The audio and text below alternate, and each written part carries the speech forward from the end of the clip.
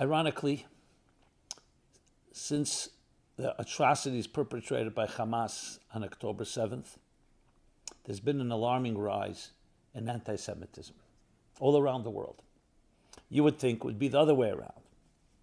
Yes, there's also been a rise of beautiful solidarity, people coming out on behalf of Israel, on behalf of the Jewish people, but we also see the other side. So it behooves us to dig deeper, to try to understand. As rational people, civil people, we hope, what lies at the heart of this irrational hatred? And not just hatred, a hatred that has been translated into the most inhumane, savage, brutal atrocities, whether in the form of expulsions, this type of discrimination, form of genocides. You go through history, talk about the Egyptian enslaving the Jewish people, biblical times. Then you talk about the hatred when the Jews come through the wilderness, the different nations they encounter who saw them as an enemy. The nation called Amalek. Fast forward a bit, you go to the Babylonian Empire, the Assyrian Empire, the Babylonian Empire, the Greeks, the Persians, time of Persian Empire, where Haman and Persia wanted to turn total genocide of all men, women, and children, Jewish men, women, and children, the story of Purim. Then you have the Roman Empire destroying the second temple, as the Babylonians did the first one. You go through the Ottoman Empire, the Spanish Empire, the expulsion of the Jews in 1492. Prior to that, you have the Crusades, you have the Inquisitions, you have the pogroms, and finally, the Holocaust. And I just listed a partial list. So when you have it on so many different situations, so many different places on earth, under different types of empires, under religions, under non-religions, because with Hitler, the Nazis, there was Stalin, Joseph Stalin, in the former Soviet Union. So from a scientific point of view, you can't say it's associated with a particular set of conditions. Many, for instance, attribute anti-Semitism, which, by the way, was coined in the 19th century. So we're not talking about the word, we're talking about the experience, to Christianity's persecution of the Jews as Christ killers. But that would explain things only from the time that Christianity came on the scene. How about prior to that?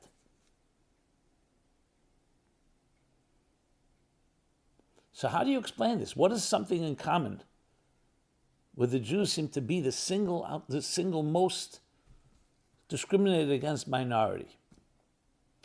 And many theories have been posited from the fact that Jews have always been a successful minority, which means an easy scapegoat, to the fact the conspiracy theories of the protocols of the elders of Zion, that the Jews are conspiring to control the world, and that they do indeed control the world, the media, the banks, governments. But what lies behind those conspiracies? What lies behind all of that? The stereotype of the Shylock, the Jew as a moneylender, with all the caricatures and all the stereotypes around that. You still don't get to the root of it. What lies at the heart of it? And what really is so disturbing is it's so irrational.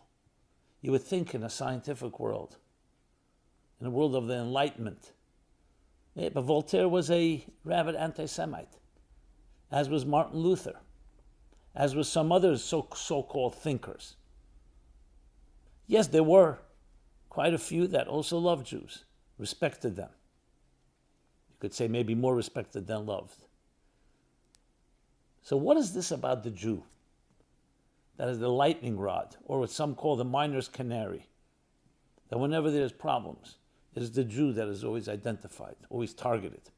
And here again today, in our times, When you would think again, after everything we've gone through, we have a little land called Israel. Let us live in peace. What do you want? So no, not just killing and murder, but in a most brutal fashion, without going into all the graphic details. I believe when we do get to the core of it, not only will it teach us what drives this hatred, this evil, but it'll teach us something about ourselves, about all human beings. And once you learn about that, it could also teach us how we can remedy it. Because just as anti-Semitism is so universal throughout history, its cure, its antidote is also universal. In other words, if it's something that has affected so many societies, and so many different periods and eras in time, then the converse is also true, that whatever it is that drives it, that can be repaired, it's also a universal repair. And indeed, that's exactly what we pray and hope for. The end of days, what we call the Messianic age, a world of peace and harmony. And when the Jews will be left at peace, the world will have peace. As we shall discuss, that the blessings are not just Jewish blessings, but they're universal ones. So, here we go. To really appreciate this, I think we need to go back to the beginning. What does the beginning mean? The beginning of documented human history. And in biblical terms, the story of Adam and Eve, the Garden of Eden. We're told God creates a universe, and yes, he plants a tree called the tree of knowledge of good and evil. Basically two paths. The path of life, of good, of light, and the path of death, darkness, evil. And you need to choose. The human being was sent to this world to be a divine ambassador, to bring light into a dark world.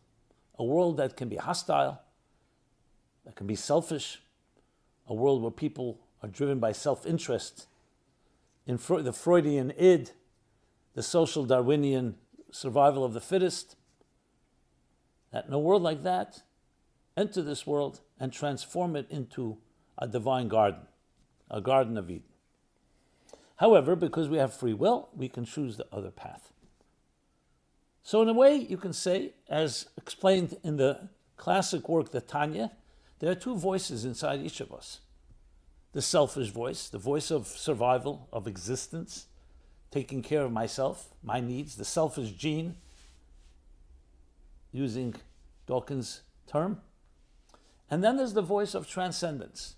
I'm here to serve, to give, to bring something greater, to bring light to the world. And there's a battle going on, a perpetual battle. And it's up to you and I to choose. To choose, of course, the path of life, the path of light, the path of good. But there's a battle. That battle is inherent into the very fiber of existence. To use somewhat Kabbalistic terminology, this battle is the mere fact, in the words of the Holy Arizal, of Isaac Luria, the mystic, the 16th century mystic, who expounded the doctrine of tzimtzum, of concealment, that in order for existence to be an independent consciousness, the divine consciousness, which was all-encompassing, omnipresent, concealed itself to allow space for another. Think of a brilliant teacher. As long as his brilliance fills the expanse of everyone's consciousness, there's no room for independence of a student, of a child, of another. So to leave room for another is a tzimtzum. The tzimtzum's purpose is that we exist so we could be able to choose. But let's call it this way. Let's put it this way. A tzimtzum that's distorted, where the concealment becomes an end in itself, and you buy into it, instead of seeing it as a springboard for a deeper revelation, for a deeper consciousness, it becomes the root of the division between people, can ultimately lead to their divisiveness. Their diversity leads to divisiveness, which leads to hostility, which can ultimately lead to all conflicts, all the way to war and every form of discrimination. To put it in other terms, maybe we'll use a little language of modern physics, that there's an integral unity in all of existence. Everything's connected. The fact that the naked eye and our empirical tools don't experience it is simply because we're blinded. But everything is connected. Think of a human body. There's not one cell among the trillions of cells, the 35 to 45 to 75 trillion cells within us, all interconnected. And a healthy person, all coordinated.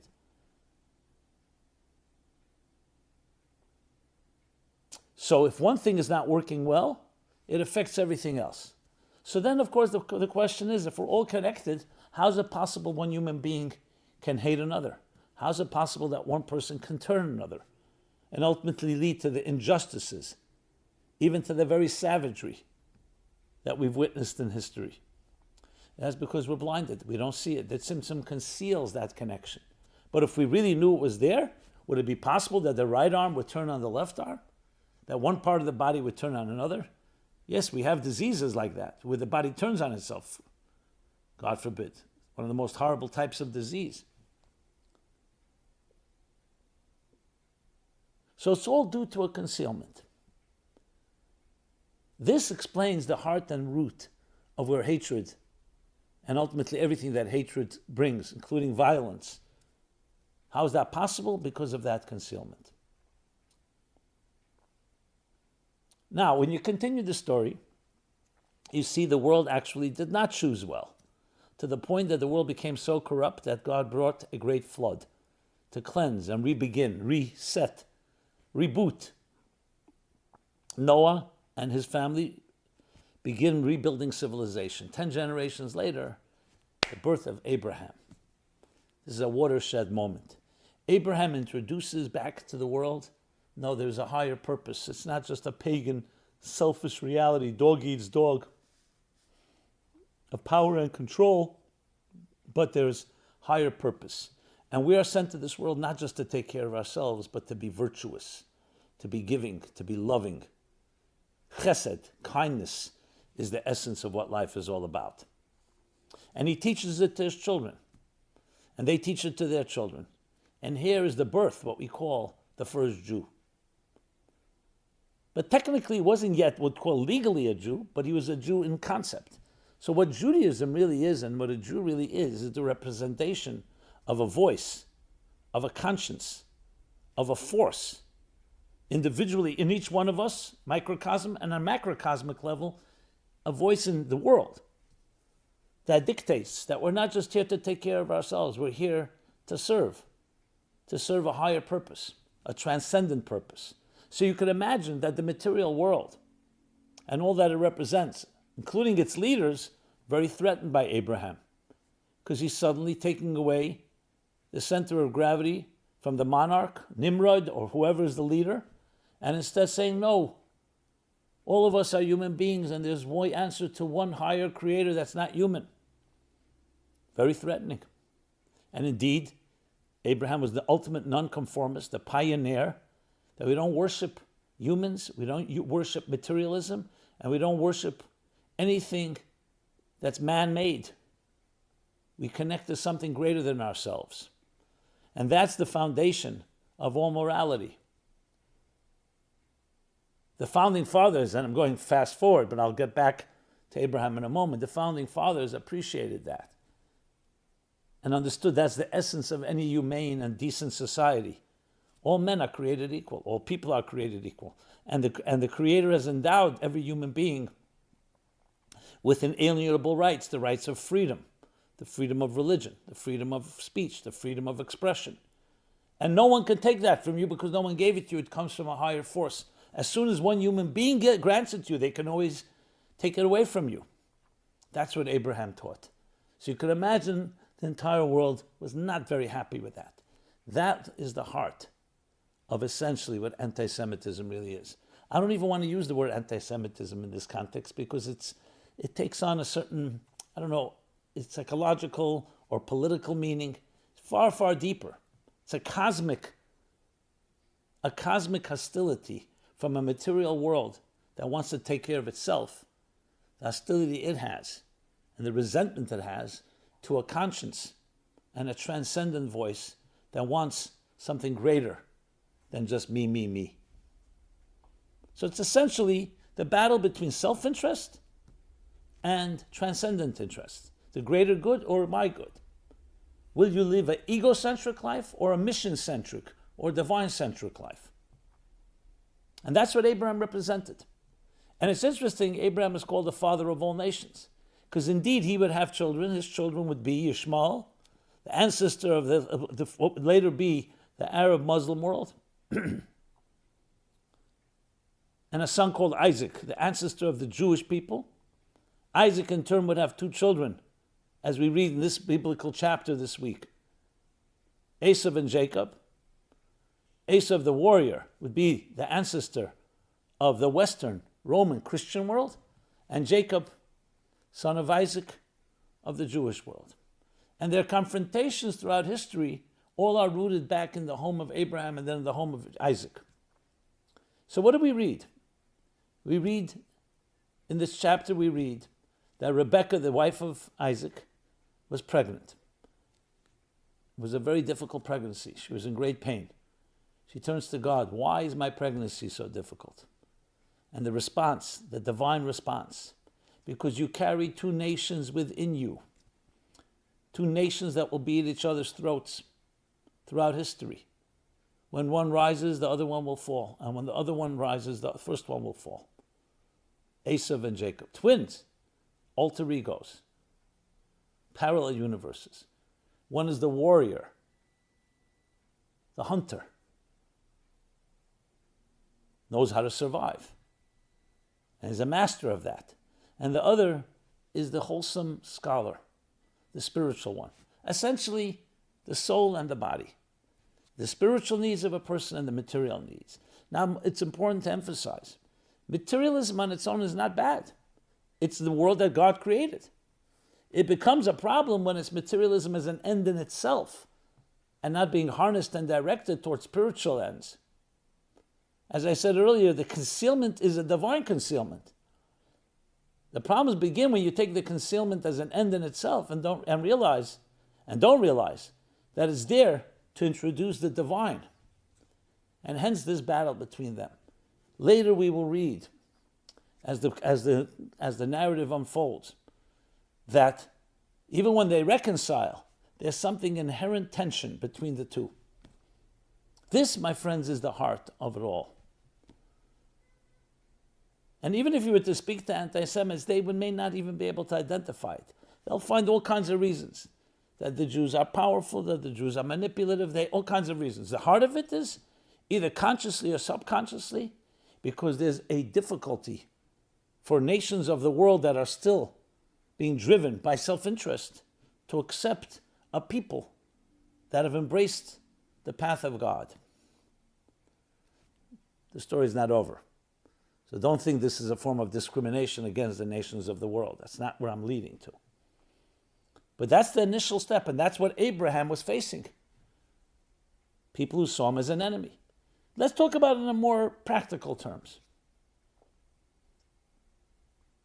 What Abraham taught his children, and his children taught their children, was a threat to other societies, because anyone who's in control, any majority, anyone in power wants people to conform to them. They don't tolerate something different. And the Jewish people, starting with Abraham, began to introduce something different. What is different?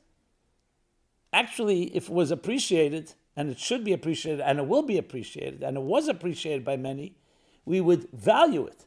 But when you don't understand it, this different thing is threatening.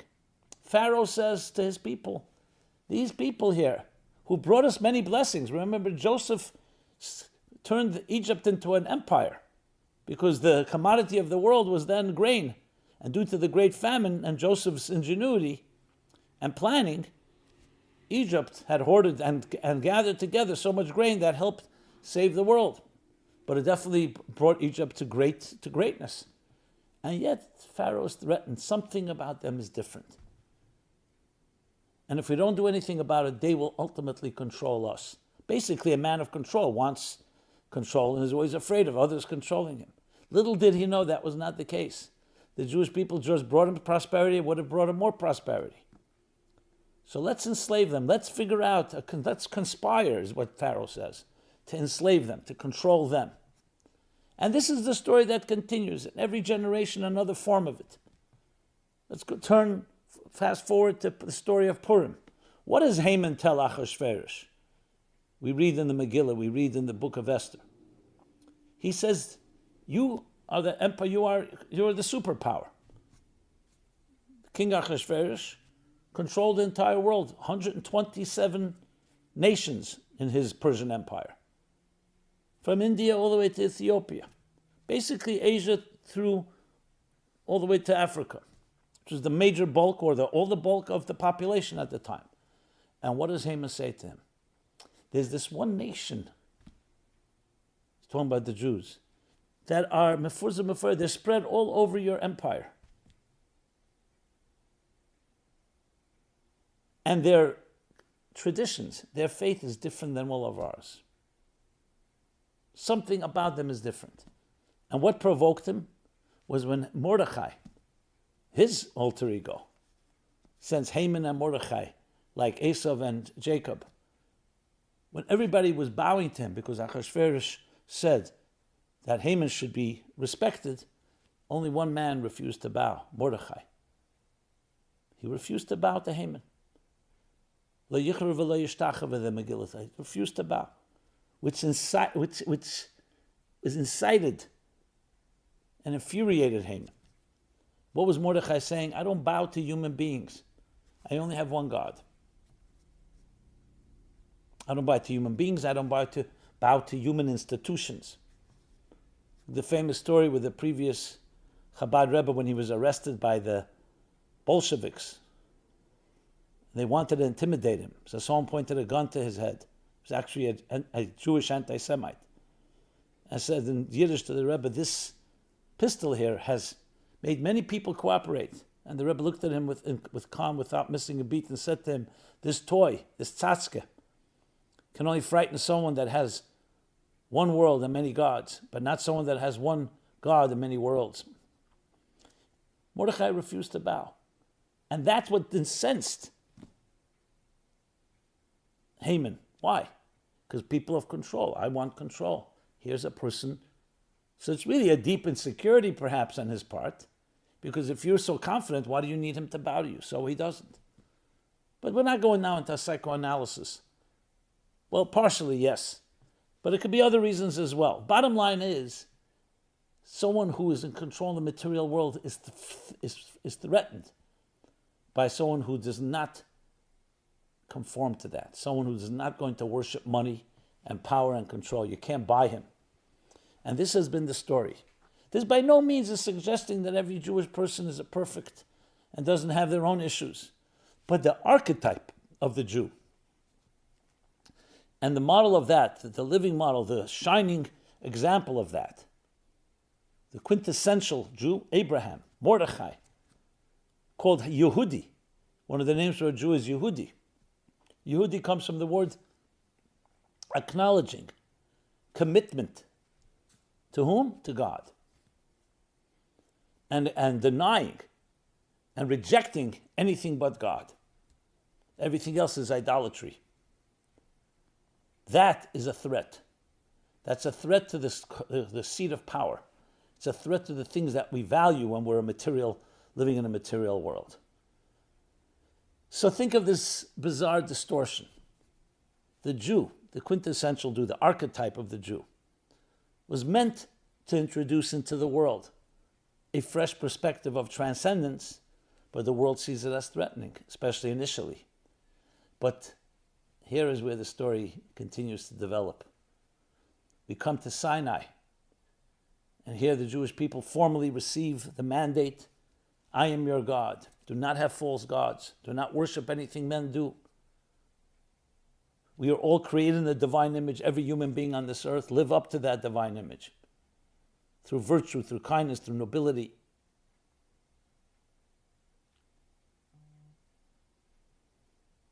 So instead of being appreciated, of course, this material world not only is resistant, despises this, despises the conscience, despises this standard, this higher standard. Kill the witness. Essentially, kill the witness that witnessed God's presence in this world. The truth is, it's meant to elevate the entire world. So that was then. But as time passed, and to paraphrase the Maimonides, that with the birth of Christianity and then later with Islam, one way or another, the children of Esav, respectively, and the children of Yishmael do start coming around from a pagan Roman world. It starts becoming a world of faith. Christianity introduces the principles of Sinai. I'm not getting into now the details and any of the distortions or flaws, but the general principle. And the same thing in the pagan Arab world. Muhammad introduces, Islam introduces certain principles of Abraham. Abraham's ideas that he taught in his home begin to seep into society. But still, the Jew remains the enemy, essentially because the divine is seen as an enemy by the material world. But 10 centuries pass, and look what happens. Around 250 years ago, a nation is born called the United States of America. And no one planned it. Initially, it was under the control of Great Britain, until finally the founding fathers and the original colonies said enough is enough. We don't want to be overtaxed. We don't want to be oppressed by you. We want our freedom of religion. We want our freedom. And they build a new nation. They declare their independence. Choosing what? The principles of Sinai, the principles of the Bible. They're beginning to integrate. Instead of seeing it as a threat, they see it as really the source of their inspiration. Check out On Two Wings by Michael Novak. The Hebrew Republic, another book. How the roots of this republic, the United States, and its freedoms are all built on Torah metaphysics. They begin to appreciate. But there's plenty of built-in, intrinsic anti-Semitism, using again that word, the anti-God element. And especially when you start introducing the Enlightenment that was really trying to say we can have science and free inquiry without a God. Look where that led. Look what's happening in the universities now without a God. Complete blurring of what is right and wrong. They all need the Jew. When I say the Jew, I don't mean the individual, I mean the archetype, which is represented by you and I. So now when all of this explodes yet again, it's just telling us there's work to be done. So of course what needs to be done on the short term and immediate term is to eradicate any evil that threatens any innocent man, woman, and child, especially those in the Holy Land. But Israel and the Jewish people represent the conscience. They represent the highest standards of transcendence. There's a fascinating medrash that says that if the nations of the world knew the blessings that came to them from Israel, from the Jewish people, from the Holy Temple, from Jerusalem, instead of attacking it, they would surround it with legions to protect it. Like we read about Abraham, those that bless you shall be blessed. Many understand that today, but many still don't. So our job, my friends, is to rise to the occasion. Yes, to fight the fights, and do what we have to do is to eliminate any of the enemies, the immediate enemies. But the real victory is one much greater, is going back to reintroduce Abraham to the world, to reintroduce that Judaism is not just for Jews. Yes, there are mitzvahs and commandments and particular traditions and mitzvahs that are for Jews, but the universal principles that God gave to mankind that you were all created in a divine image. The Jew as a light unto nations. The temple as a house of prayer for all peoples. That's the ultimate victory. And that's what we need to rise to the occasion. So what's happening now, yes, we need to deal, this is definitely a war that needs to be fought to eliminate that type of evil and barbarism and savagery, but ultimately to educate those that are open to be educated. And we have to see the world as being open to it. And our job is, and I've never been prouder to be a Jew than now, our job is exactly that, to be that living model. One of the messages I gave last week was a call to Muslim cousins and friends. What would Abraham say? That's what we have to ask ourselves. What would Abraham say to you right now? What does Abraham teach? The values of kindness, generosity, of law, of justice, virtue, transcendence. So there lies within existence an inherent resistance and hostility, and even worse than that.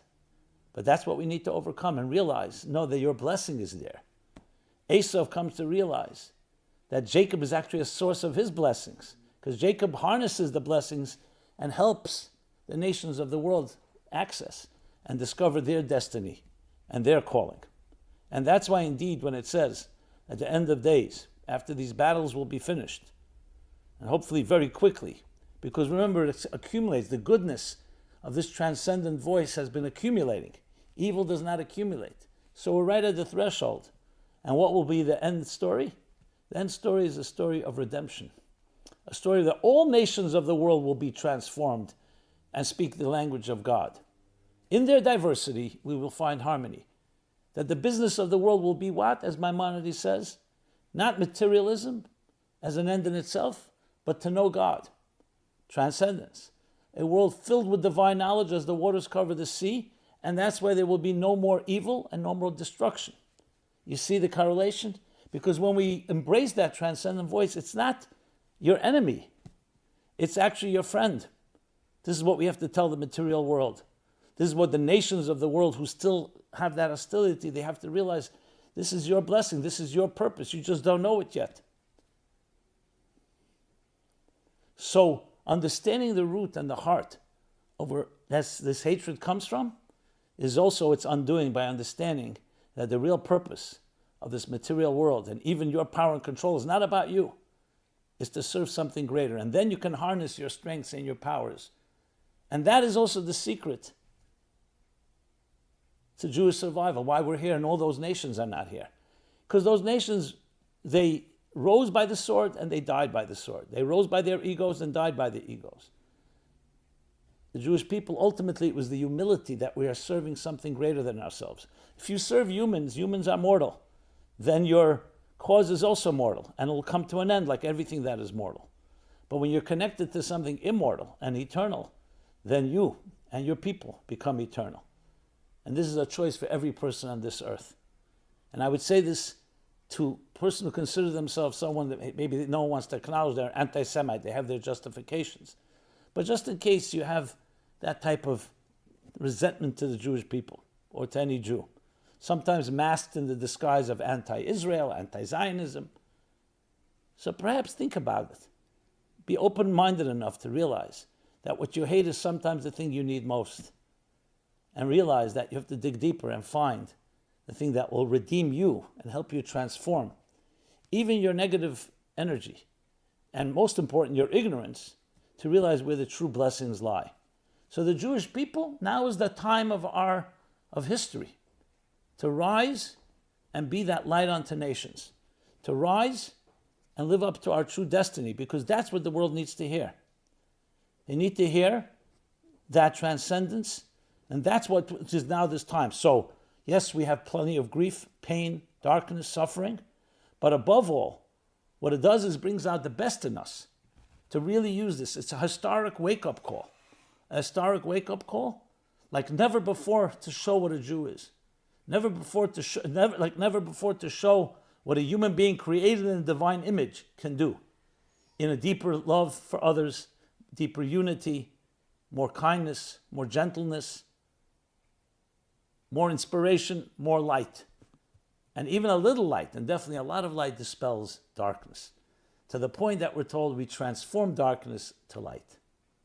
This is, my friends, our time. Let us rise to that occasion. Let us rise to our calling. This is our destiny. And finish the story, the narrative, the way it was meant to be finished, as Abraham taught us over 3,800 years ago. That we'll finally experience a world of total personal and global redemption. May God bless all the innocent men, women, and children and protect them in the Holy Land and everywhere in the world. And God bless you, and each of us do our part in fulfilling this calling. Thank you. This has been Simon Jacobson, meaningfullife.com. Please check us out. We have a special section devoted to the events of our time, meaningfullife.com/war in Israel. Many resources. Please subscribe to our YouTube channel. Please share, and I'd love to hear your feedback and thoughts. Be well and be blessed. Thank you. This program is brought to you by the Meaningful Life Center. Please help us continue our programs. Make even a small contribution at meaningfullife.com/donate.